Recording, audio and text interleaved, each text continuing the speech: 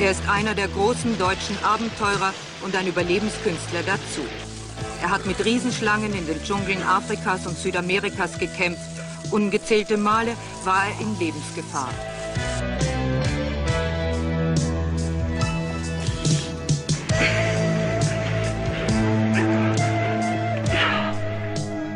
Doch Abenteuer gibt's für ihn nicht nur in Wüsten und Wildnis. Abenteuer, die sind mit Fantasie und Mut auch im zivilisierten Deutschland noch zu haben.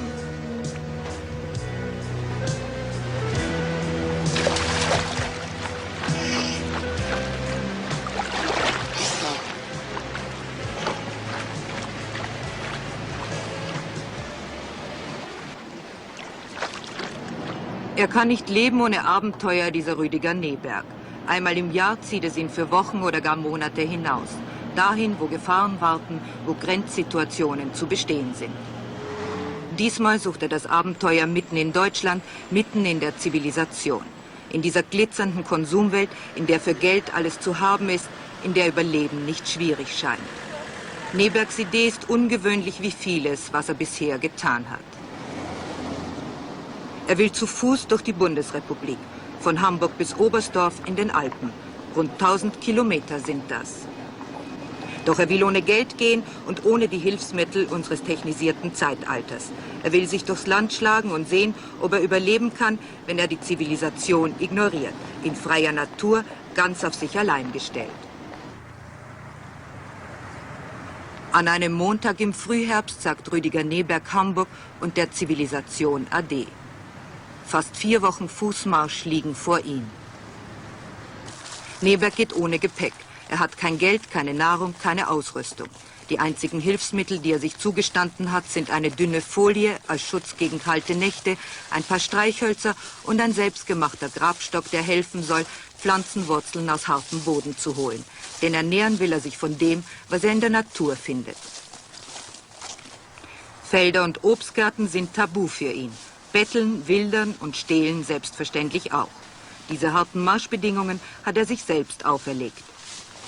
Wir kontrollieren, ob er sie einhält, begleiten die ganze abenteuerliche Reise. 50 Kilometer am Tag will er schaffen. Schnurstracks gen Süden, Orientierung nach Pfadfindermanier. Ohne Umwege, die Direttissima sozusagen. Wenn's sein muss, über holprige Äcker. Doch da gibt es oft genug Zäune, die den kürzesten Weg zum Ziel versperren. Da gibt es Schilder, die Privatbesitz anzeigen und den Durchgang verbieten. Dann nimmt er lieber kleine Schlenker in Kauf, läuft über Feldwege und stille Landstraßen. Anfangs wollte er Asphalt meiden, aber das ist schwer möglich in einem Land, in dem fast 500.000 Straßenkilometer die Natur zerteilen. Asphalt treten macht müde. Vor allem aber bringt es Blasen. Nahezu alle Komplikationen hat der Überlebenskünstler vor dem Start einkalkuliert, nur diese nicht. Nach ein paar Tagen schon gibt es fast keinen Quadratzentimeter auf seinen Sohlen, der nicht schmerzt. Die Leute schauen mitleidig, wenn sie ihn humpeln oder seine wunden Füße im Bach kühlen sehen.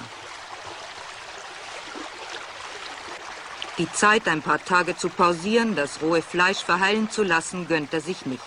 Denn die Kunst des Überlebens zu praktizieren, heißt für ihn durchhalten, vor allem aber das Ziel erreichen.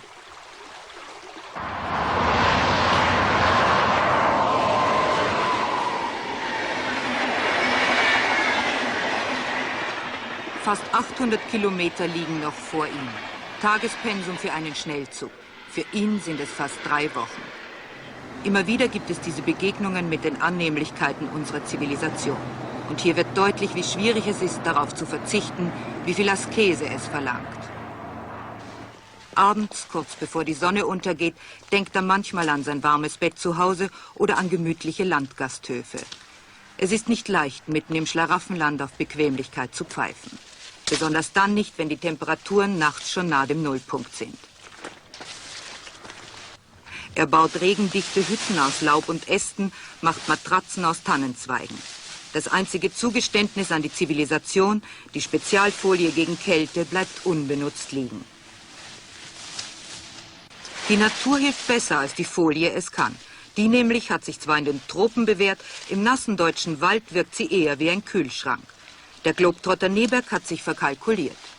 So baut er eben sein Nachtlager aus Farn, Gras oder Laub. Genau wie er es in seinem jüngsten Buch beschrieben hat. 1000 Tipps und Tricks zum Überleben gibt der geübte Survivor da. Und nun will er beweisen, dass das, was er auf vielen Reisen gesammelt hat, auch vor der Haustür funktioniert. Was ist das für ein Mann, der sich mit 46 Jahren solche Torturen freiwillig auferlegt, den es aus seiner gesicherten Welt immer wieder hinauszieht? Rüdiger Neberg ist bestimmt kein Aussteiger, allenfalls einer auf Zeit. Er finanziert seine Abenteuertouren durch einen bürgerlichen Beruf. Die Hälfte des Jahres backt er kleine Brötchen. Er tut's im eigenen Betrieb mit 30 Angestellten. Das eingespielte Team hat sich an die risikoreichen Reisen des Chefs längst gewöhnt. Genau wie seine Frau, der nach eigener Aussage unendlich dankbar ist, dass sie seine jährlichen Ausbrüche ins Abenteuer toleriert. Schon früh hatte er diese Sehnsucht nach dem Ungewöhnlichen. Als Kind riss er zum ersten Mal aus, als 16-Jähriger ging's per Fahrrad nach Jordanien, später dann bis Indien. Die Konditorei erlernte er nur, um reisen zu können. Als Schiffszuckerbäcker sah er die Welt. Doch die Zeit auf offener See wurde ihm bald zu lang, die in den Häfen zu kurz. Und so baute er dann einen eigenen Betrieb auf, der es ihm erlaubt zu reisen, so lang und so abenteuerlich, wie er will. Denn könnte ich es nicht, hat er einmal gesagt, würde ich verkümmern, an innerer Verarmung eingehen. Das heißt nicht, dass er seinen Beruf nicht liebt. Er füllt ihn mit Hingabe und viel Fantasie aus. Doch dann hat er wieder mal die Nase voll von Großstadt und Technik und dem durchgeplanten Alltag. Dann bricht er aus. Er ist sozusagen ein Mann mit zwei Leben, einem abenteuerlichen und einem bürgerlichen. Dennoch, auch im Alltag des Rüdiger Neberg ist etwas, was Normalbürgern gar nicht so bürgerlich erscheint. Im Keller, wo andere Kohlen oder Eingemachte stapeln, hält er Riesenschlangen. Meterlange Pythons und Boas, manchmal hat er auch ein paar Kobras da. So ganz kann eben der Konditor Neberg den Abenteurer auch zu Hause nicht verleugnen.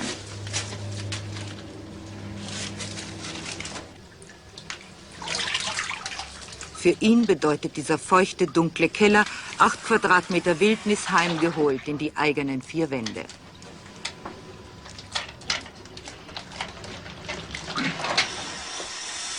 Er mag Schlangen, weil sie sich auch nach Jahren nicht zähmen lassen. Er studiert ihre Reaktionen und manchmal übt er sogar, wie man sich aus dem Zugriff einer Würgeschlange befreit. Oder er verbringt eine Nacht schlafend mitten unter den Tieren. Training für den Ernstfall. Den Ernstfall hat er auf seinen waghalsigen Expeditionen oft genug erlebt. Er hat im selbstgebauten Boot als erster den blauen Nil bezwungen, einen reißenden Fluss in Äthiopien, an dem schon viele Expeditionen scheiterten. 1972 war das.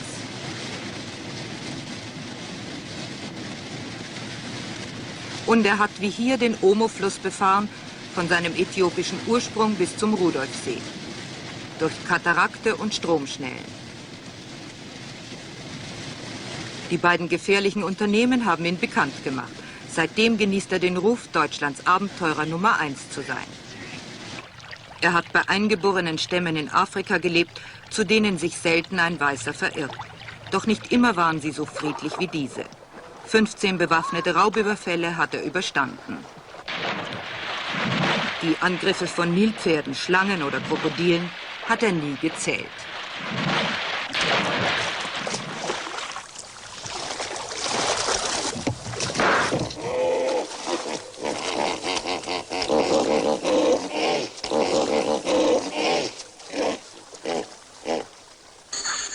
Immer wieder reizt ihn das Abenteuer.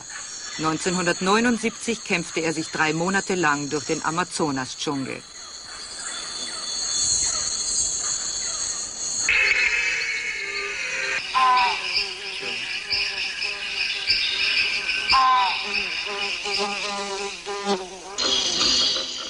Eine mörderische Tour, die nicht mal von Erfolg gekrönt war. Denn den letzten, noch völlig unberührt lebenden Indianerstamm, den er aufspüren wollte, hat er nicht gefunden. Doch auch Misserfolge lassen ihn nicht resignieren. Der nächste Anlauf ist schon geplant.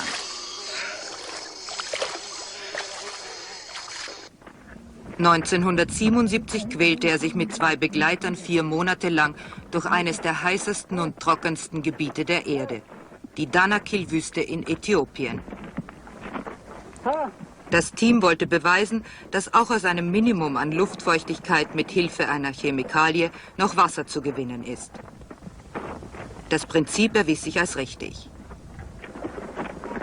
Doch dann gerieten sie in die Kämpfe um die Selbstständigkeit Eritreas und wurden gefangen genommen.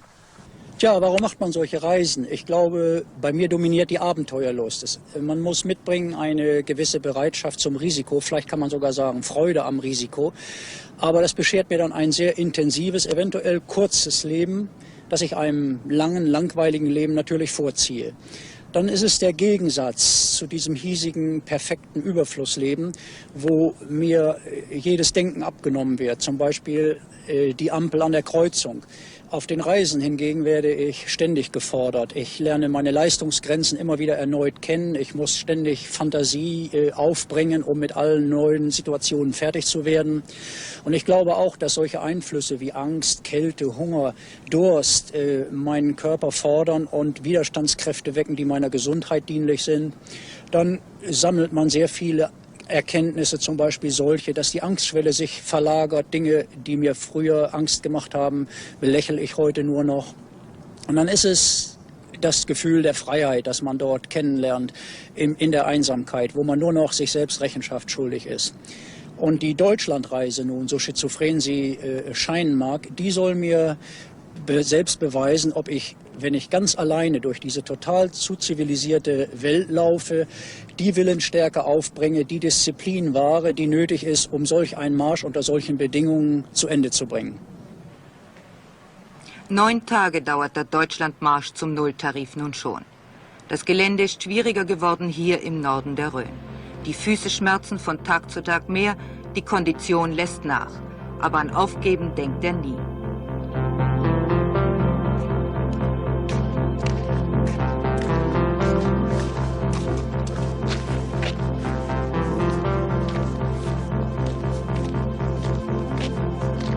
Schwäche macht ihm langsam zu schaffen, denn die Ernährung aus der Natur ist karg.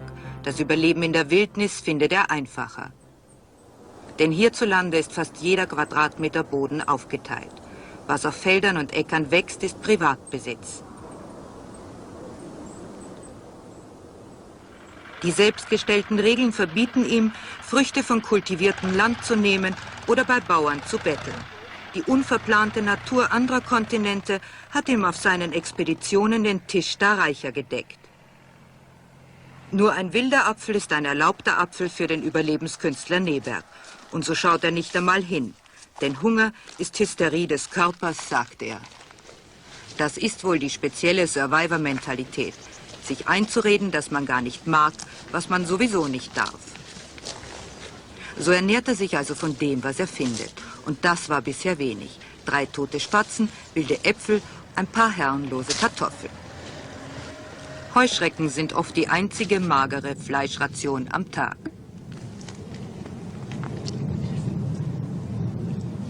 Fast eine Leckerei, stellt er fest.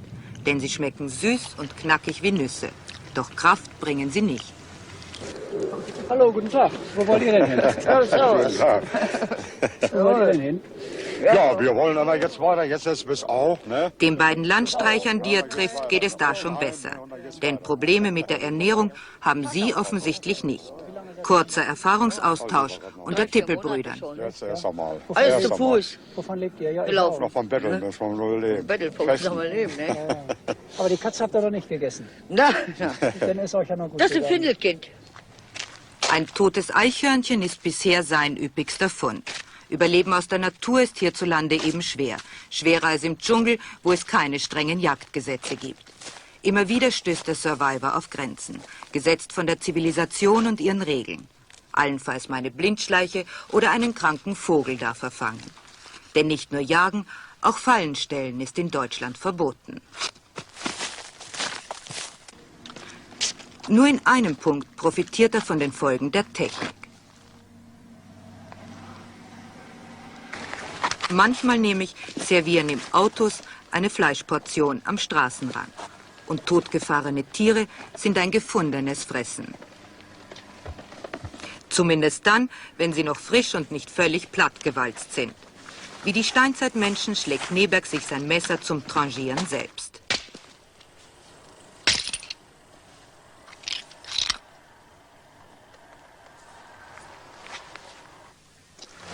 Das Kaninchen wird ein Festessen geben.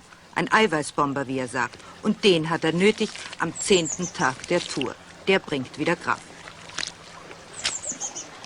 Denn Heuschrecken und Spinnen und ab und zu mal ein paar Weinbergschnecken sind oft seine einzigen Proteinlieferanten. Auch das Fell des Tieres ist noch ein Schatz, als Vorratsbeutel oder zum Garn zu gebrauchen. Glückstage wie dieser geben neuen Auftrieb.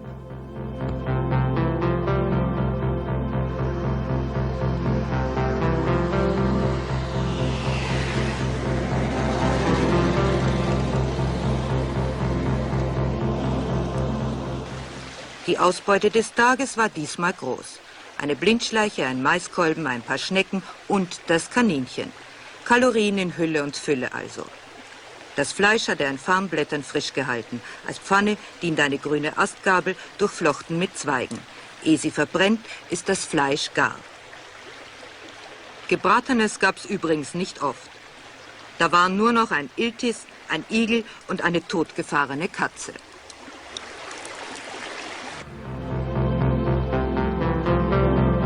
Über lange Strecken wird der Überlebensmarsch zum Hungermarsch.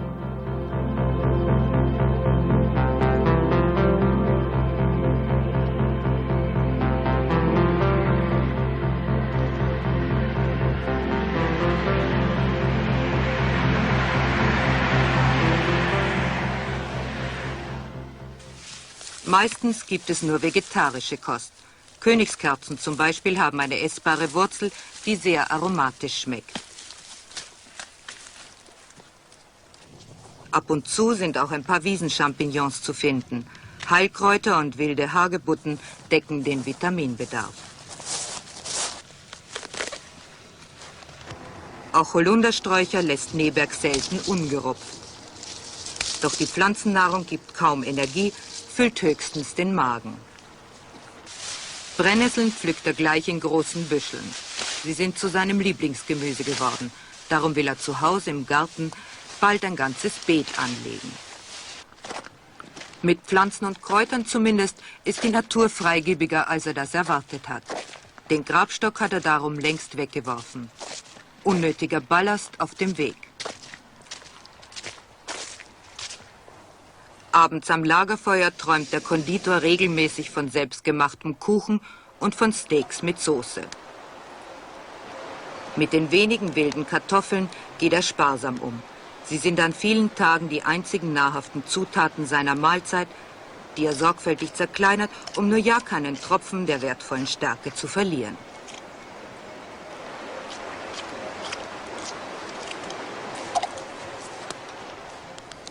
Als Kochtopf dient eine alte Dose. Die Straßengräben liegen voll davon. Ein Überlebenskünstler profitiert auch von der Wegwerfgesellschaft. Letzte Zutaten für die Suppe. Wer sich vor Regenwürmern, Fröschen oder Maden ekelt, ist einfach noch nicht hungrig genug.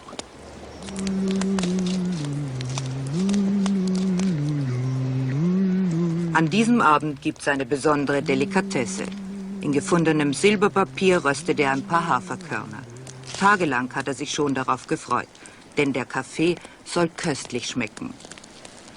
Die Romantik des allabendlichen Lagerfeuers kann Neberg kaum noch genießen. Er ist todmüde und schwach.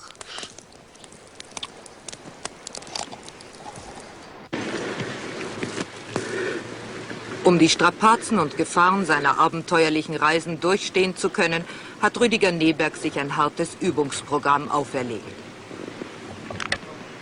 Ich nenne das mein Überlebenstraining, denn gefährliche Situationen zu bestehen, kann man lernen. Ich mache dieses Überlebenstraining seit Jahren regelmäßig. Im Ernstfall auf den Reisen hat es mir schon oft das Leben gerettet. Ich übe zum Beispiel das Klettern am Schornstein, weil in Hamburg die Berge nun mal fehlen, um vielleicht so irgendwann eine Gefängnismauer überwinden zu können. Und das Schnellschießen aus der Hüfte für die Situation, wo Flucht nicht mehr möglich ist.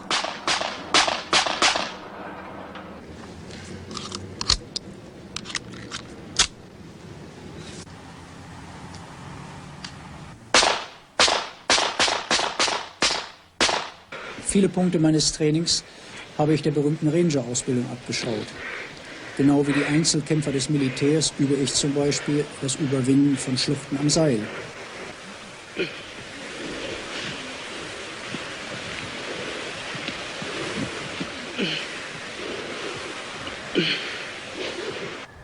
Es gibt Grundfertigkeiten wie die der Ersten Hilfe, die man beherrschen sollte. Einiges geht darüber hinaus. So habe ich zum Beispiel von einem Arzt das Nähen von Wunden gelernt und übe diese Handgriffe von Zeit zu Zeit an überfahrenen Tieren, wie an diesem Kaninchen.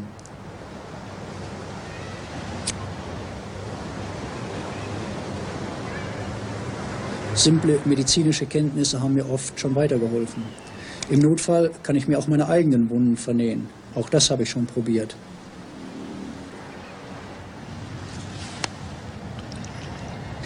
Zum Überlebenstraining gehört auch die Überwindung von Ekel. Regenwürmer sind da noch das appetitlichste. Es darf einem aber auch nichts ausmachen, Spinnen oder Maden oder sogar Ratten zu essen.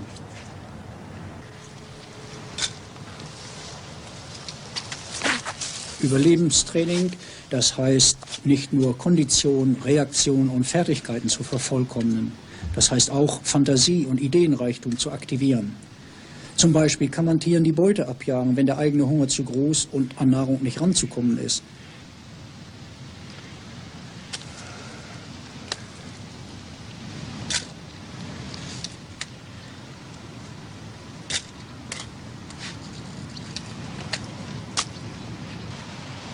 Nicht immer ist es nur ein kleiner Frosch. Es kann ja auch mal ein Kaninchen sein, das man einem Bussard wegnimmt.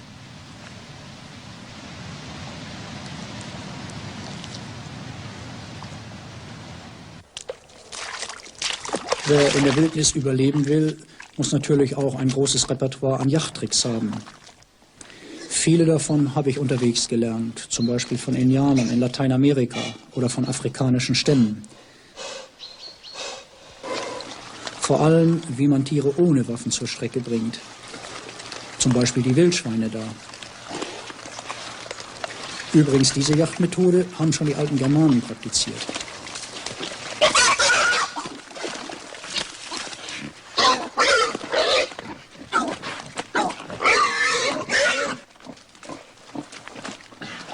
Um Tiere zu überlisten, sollte man nicht nur Fährten lesen, Fallen stellen und das Imitieren von Tierstimmen beherrschen, sondern auch das Tarnen.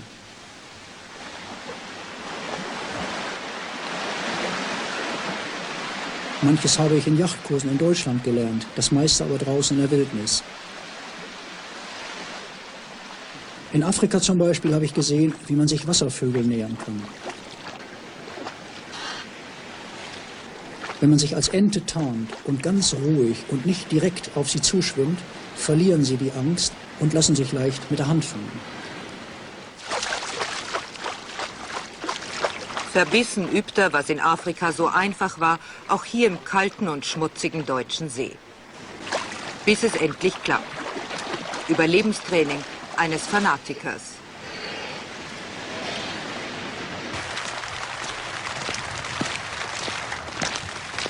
Auf seinem langen Marsch nun hat sich der Mann, der schon so oft an der Grenze zwischen Leben und Tod entlang trottete, mit viel alltäglicheren Problemen zu plagen.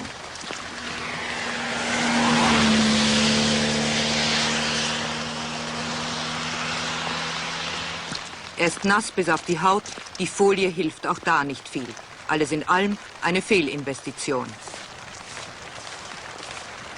Nur die sonnige Blume zeigt an, dass ein Survivor auch von der Hoffnung lebt. Ob sich der Weg überhaupt lohnt, diese Frage hat Rüdiger Neberg sich unterwegs nicht nur einmal gestellt. heute fühle ich mich unheimlich maddelig. Jedes Mal, wenn ich mich hinsetze und wieder hochkomme, dann ist mir ein bisschen schwarz vor Augen. Und einmal bin ich sogar lang hingeflogen. Ich komme jetzt nicht mehr so weit wie am Anfang, aber da hatte ich noch Reserven. Jetzt merke ich doch, dass ich schwächer geworden bin. Ich kann mich nicht richtig auf den Beinen halten, weil die Fußgelenke nicht mehr so mitmachen. Das ist alles ein bisschen ausgeleiert. Dazu kommen die Blasen. Ich kann nicht so richtig auftreten, weil die Wunden alle so eben verheilen und dann wieder aufreißen. Doch wie so oft will er sich beweisen, wo die Grenze seiner Leistungsfähigkeit liegt. Zäh wie eine Katze läuft er weiter, trotz Schmerzen, Hunger und Depressionen.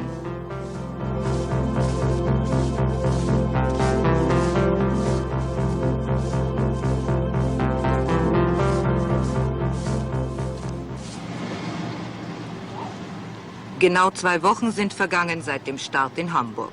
Rüdiger Neberg steht vor der Mainlinie, die für ihn die ganze Zeit über so etwas wie eine magische Grenze war. Habe ich die erst geschafft, so sagte er oft, dann gibt's kein Zurück mehr. Es ist ein friedlicher, sonniger Sonntagmorgen in Frickenhausen am Main. Er hat Hungerträume von fetten Gänsen im Kochtopf. Die Leute aus dem Dorf schauen skeptisch auf den abgerissenen Typ im dreckigen Overall. Rüdiger Neberg ist dabei, ihnen ein kostenloses Sonntagsspektakel zu bieten. Er will den Fluss schwimmend überqueren, denn die nächste Brücke ist zu weit weg, das bedeutet ein gutes Stück Umweg. Survivor nehmen, wenn möglich, den kürzesten Weg.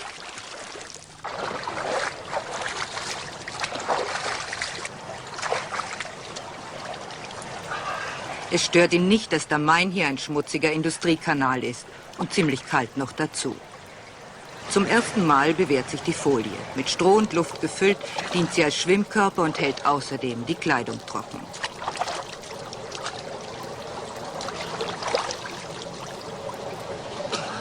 Eine halbe Stunde hat die ganze Aktion gedauert. Der Umweg über die Brücke hätte ein Mehrfaches gekostet. Das gibt wieder Auftrieb für die nächsten Etappen. Dennoch, das Tagespensum ist kleiner geworden. Er schafft nur noch 30 Kilometer.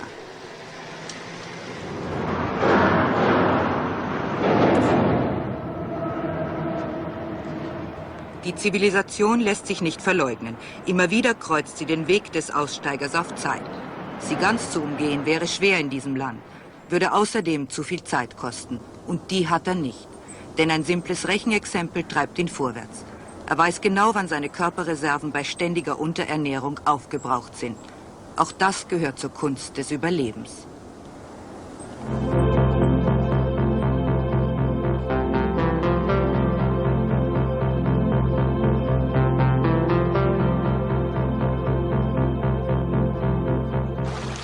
Durst ist schlimmer als Hunger und auch gefährlicher.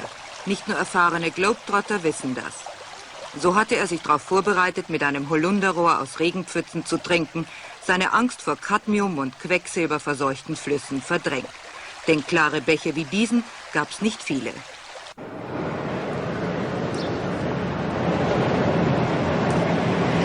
Der Zusammenprall mit Technik und Industrielandschaft konnte nicht ausbleiben. Auf der direkten Nord-Süd-Linie liegt das schmale Brenztal in der Schwäbischen Alb. Nur eine Bundesstraße führt durch. Fabrik reiht sich hier an Fabrik. Schornsteine verpesten die Luft. Der Lärm macht aggressiv.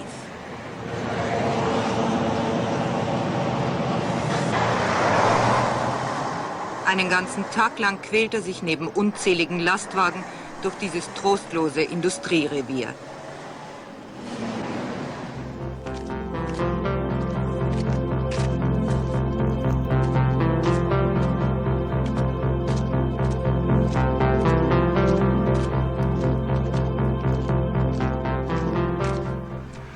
Meistens aber führt sein Weg durch stille kleine Dörfer. Und der Großstädter Neberg staunt, wie viele es in diesem hochtechnisierten Land noch gibt. Die Bauern nehmen wenig Notiz von dem merkwürdigen Wanderer, schauen allenfalls neugierig verschämt, ziehen sich zurück.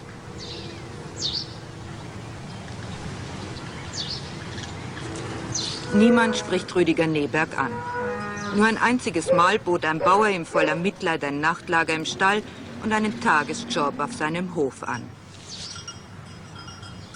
Unverständnis, als er lächelnd ablehnte, den Grund seines Marsches zu erklären versuchte.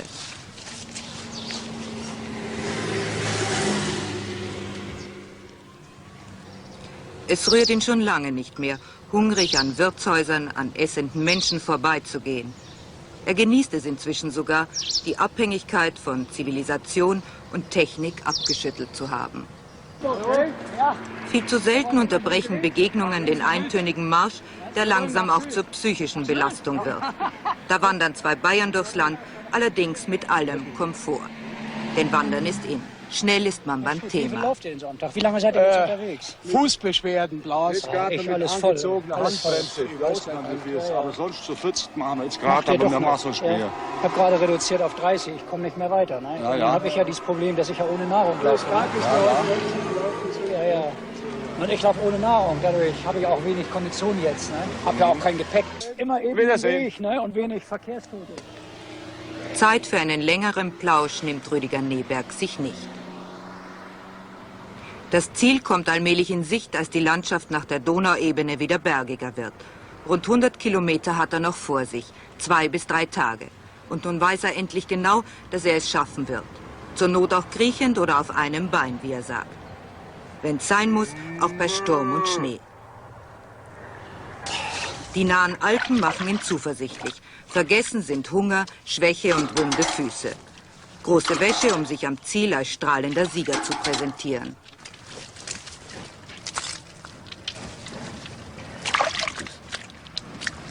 Mensch, ich komme ja mal geschniegelt und gestriegelt da an. Aber das tut gut.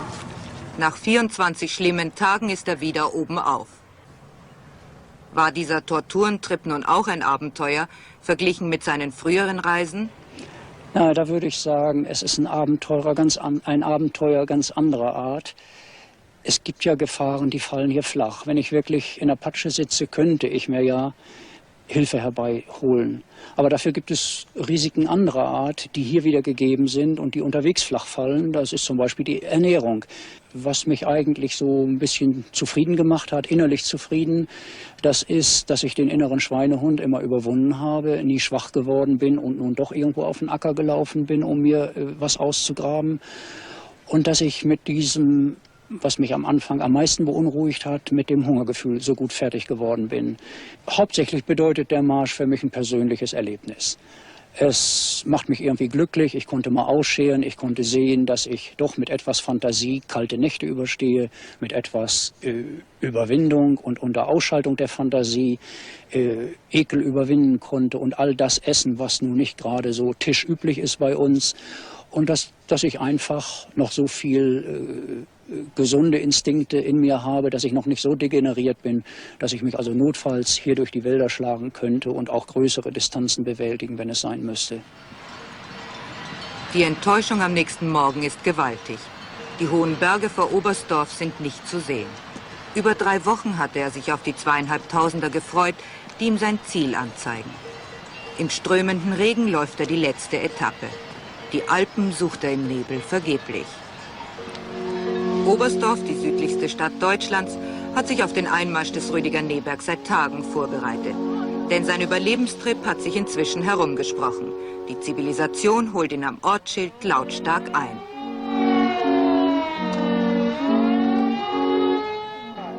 Nach 3,5 entbehrungsreichen, monotonen Wochen hat die Konsumwelt, hat der Rummel ihn wieder.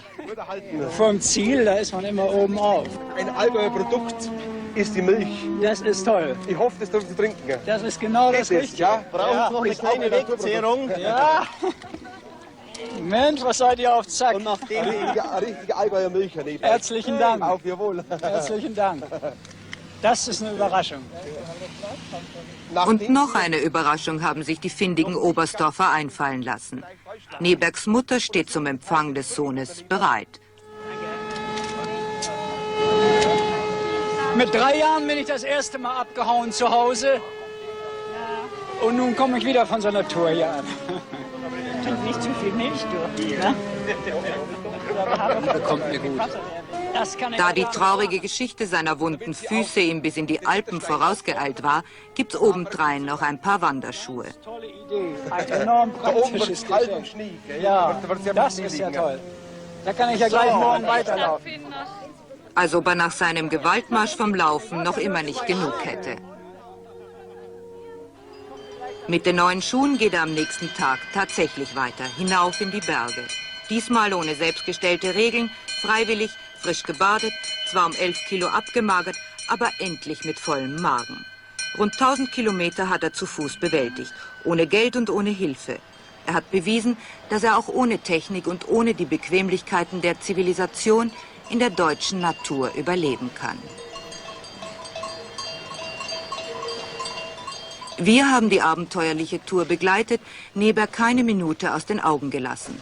Doch nur abwechselnd mit Klaus, seinem Langstreckenläufer und Arzt, war eine Kontrolle rund um die Uhr überhaupt möglich.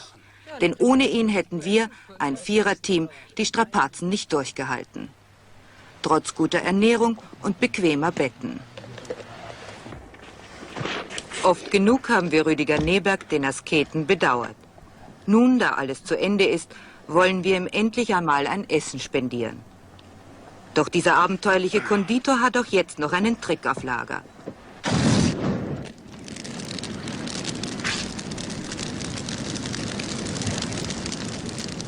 Das erste Steak nach 4 Wochen ist endlich Realität, nicht mehr Hungervision. Und wir machen Bilanz. Neberg hat 1000 Kilometer ohne Geld geschafft. Wir dagegen haben auf dieser Strecke über 700 Liter Sprit mit unseren Geländeautos verfahren. Jeder von uns hat ohne zu schlemmen rund 1500 Mark zum Leben verbraucht, wie jeder Normalbürger auch, wenn er durch dieses Land reist. Im Dschungel, meint Rüdiger Neberg am Ende seines Deutschland-Abenteuers lakonisch, im Dschungel ist das Überleben ohne Geld eben doch einfacher als hier in der Zivilisation.